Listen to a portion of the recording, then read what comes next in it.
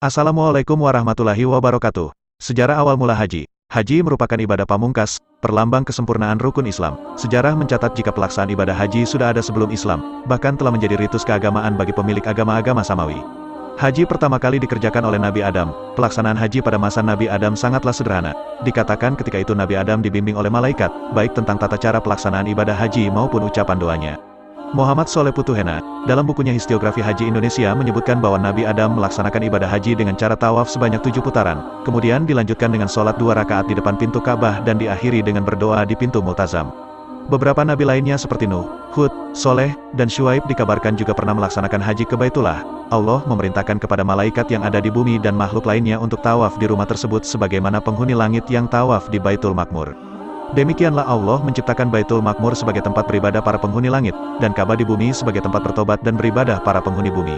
Allah Subhanahu wa Ta'ala berfirman, sesungguhnya rumah yang mula-mula dibangun untuk tempat ibadah manusia ialah Baitullah di Mekah, yang diberkahi dan menjadi petunjuk bagi manusia. Quran Surah Ali Imran ayat 96. Pelaksanaan haji selanjutnya masyhur dan dikenal kembali dalam rentetan sejarah pada zaman Nabi Ibrahim. Ibadah haji yang dilaksanakan oleh Nabi Ibrahim dimulai dengan tawaf. Pada setiap putaran mereka mengusap sudut Ka'bah.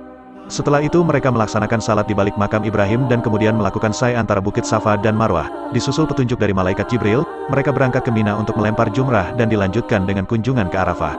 Allah Subhanahu wa Ta'ala berfirman, dan serulah manusia untuk mengerjakan haji, niscaya mereka akan datang kepadamu dengan berjalan kaki atau dengan mengendarai onta yang kurus. Mereka akan datang dari segenap penjuru yang jauh. Quran Surah Al-Hajj ayat 27. Quraisy Syihab menjelaskan bahwa di tempat itulah Allah memerintahkan kepada Ibrahim untuk menyeru manusia melaksanakan ibadah haji. Setelah dari Arafah, berlanjut pada penyembelihan hewan kurban dan bercukur. Hal ini tentu saja memperlihatkan perkembangan yang signifikan bila dibanding dengan pelaksanaan haji pada masa Nabi Adam. Akan tetapi, tidak ada informasi yang jelas mengenai waktu pelaksanaan haji, baik pada masa Nabi Adam maupun masa Nabi Ibrahim. Setelah melaksanakan ibadah haji, Nabi Ibrahim kembali ke Syam dan meninggalkan Nabi Ismail di Makkah. Saat itu Nabi Ismail sudah dewasa sehingga telah mampu menggantikan tugas ayahnya untuk mengemban amanah dan dakwah pada agama yang lurus. Setelah Nabi Ismail wafat, yang bertanggung jawab mengemban Ka'bah adalah putranya yang bernama Nabit.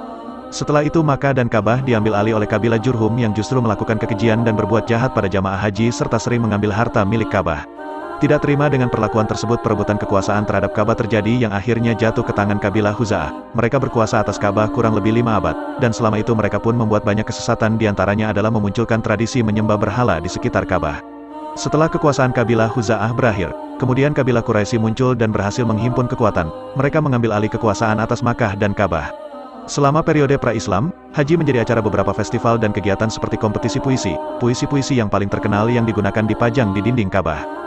Kegiatan dan pertunjukan yang tidak dapat diterima lainnya juga berlangsung selama masa haji. Pada saat itu, Ka'bah dikelilingi oleh berbagai berhala yang dipasang oleh orang-orang Makkah maupun pendatang yang berasal dari luar yang terbiasa mengunjungi Ka'bah selama musim ziarah tahunan itu.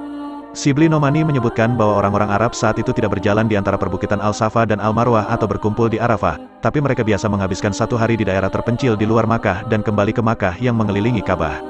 Keadaan menyedihkan ini berlanjut selama hampir 2.500 tahun dan baru berubah setelah periode Rasulullah. Pada 630 Masehi, Nabi Muhammad SAW dan orang-orang Muslim kembali dari Madinah ke Makkah serta membebaskan Ka'bah dari ritual kaum pagan dan penyembah berhala dan menghancurkan semua berhala yang ada di dalamnya.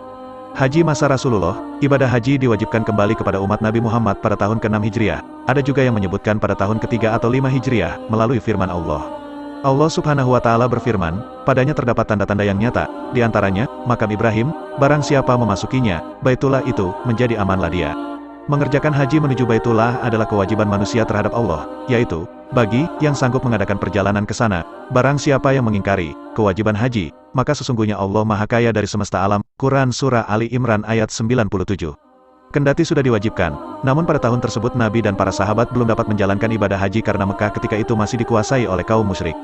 Baru setelah Rasulullah SAW menguasai kota Mekah pada tanggal 12 Ramadan tahun ke-8 Hijriah, beliau berkesempatan untuk menunaikannya.